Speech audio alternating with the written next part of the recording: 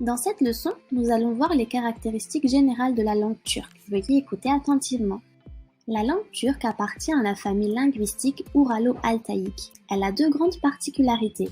L'harmonie vocalique, les voyelles se suivent selon une règle phonétique de succession, ce qui facilite leur prononciation.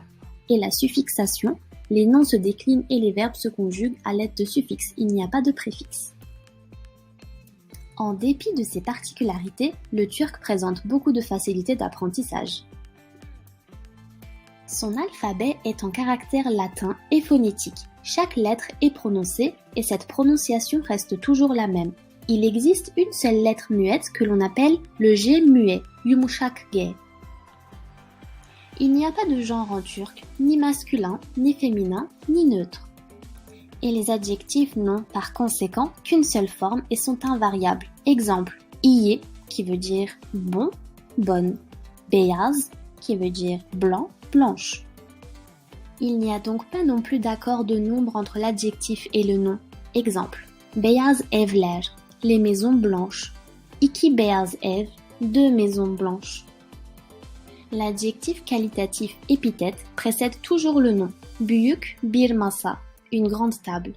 Masalar büyük, les tables sont grandes. Les adjectifs précèdent le nom, cependant ils deviennent des adverbes quand ils précèdent le verbe. Exemple, güzel bir konuşma yaptı. Il a fait un beau discours. Güzel konuştu, il a bien parlé.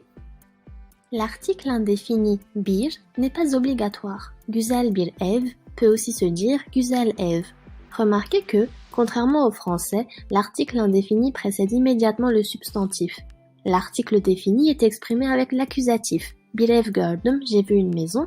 Evi gördüm, j'ai vu la maison.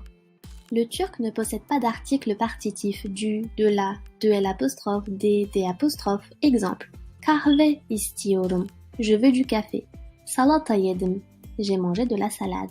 Zeytinyağı koydum, j'ai mis de l'huile d'olive. Makarna yedim, j'ai mangé des pâtes. L'ordre des mots dans la phrase est régulièrement SOV. Le sujet nominal est toujours au début de la phrase et le verbe se place à la fin de la phrase. Seulement, dans la littérature ou dans le langage quotidien, on peut trouver le verbe ailleurs qu'à sa place traditionnelle. L'accord du pluriel pour la troisième personne du pluriel n'est pas obligatoire. En évitant la répétition du suffixe du pluriel, on dira plus souvent çocuklar geliyor au lieu de çocuklar geliyorlar. Les verbes se conjuguent à l'aide des suffixes de temps et de personne. Le verbe turc est régulier en dehors de quelques exceptions. Görüşmek üzere.